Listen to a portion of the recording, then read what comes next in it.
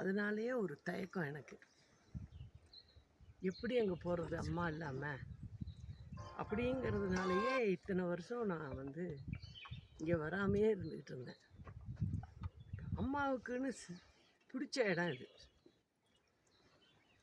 அது மட்டும் இல்லை, எங்கள் 2 பேர் மேலேயும்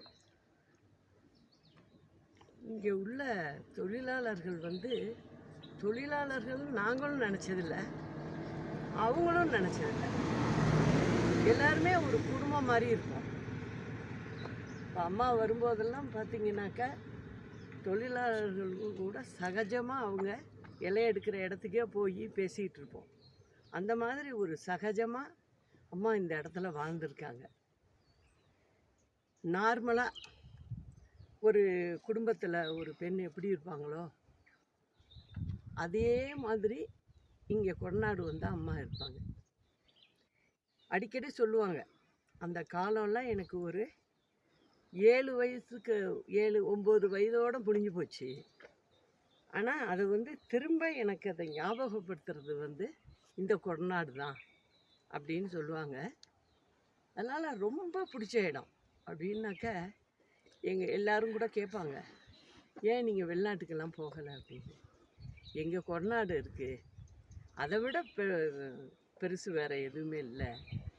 ஒரு நல்ல சூழ்நிலை, இயற்கை சூழ்நிலைங்க. அதனால் எனக்கு அங்கே இருக்கிறதுல தான் விருப்பம் அதிகம் அப்படின்னு சொல்லுவாங்க. அதனால் அது அம்மாவுடைய விருப்பப்பட்ட இடம், அம்மாவுடைய இடம் அது. அதனால் வந்து இங்கே அம்மாவுக்காக ஒரு நினைவு ஒன்று நம்ம செஞ்சு ஆகணும் அப்படிங்கிறத நான் பெங்களூர்லேருந்து வந்ததுலேருந்து நினச்சிக்கிட்டு இருந்தேன்.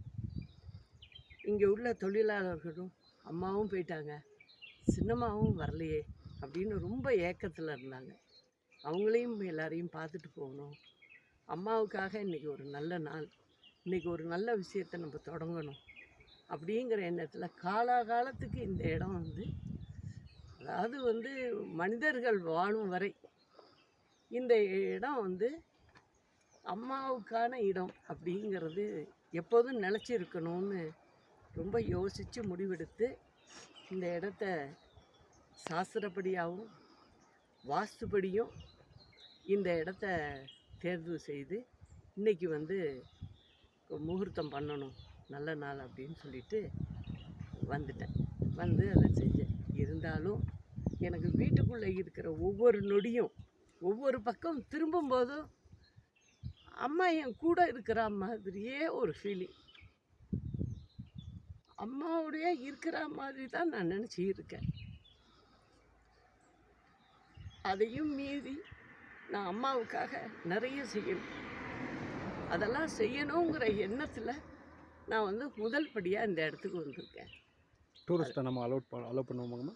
அதுக்காக தான் நான் இந்த இடத்தையே தேர்வு செய்யணும். அதாவது வந்து எஸ்டேட்டுக்குள்ளே இருந்தால் எல்லோரும் பார்க்க முடியாது. அதனால் இது பஸ் ரூட்டு, நம்ம இது ஒரு சுற்றுலாத்தலமான ஊட்டி.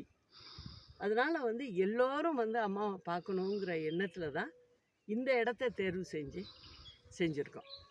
எல்லாரும் வந்து பார்க்கலாம். இது மணிமண்டபம் மாதிரி இருக்குமாமா? இல்லை நிச்சயமாக அப்படி இது என்னவா இருக்கு? என்ன சொல்ல மேடம், எப்போ திறக்கணும் மேடம்? எப்படியும் ஒரு ஆகஸ்ட்டில் எப்படியும். ராகம் டிவி யூடியூப் பக்கத்தை சப்ஸ்கிரைப் செய்யுங்கள்.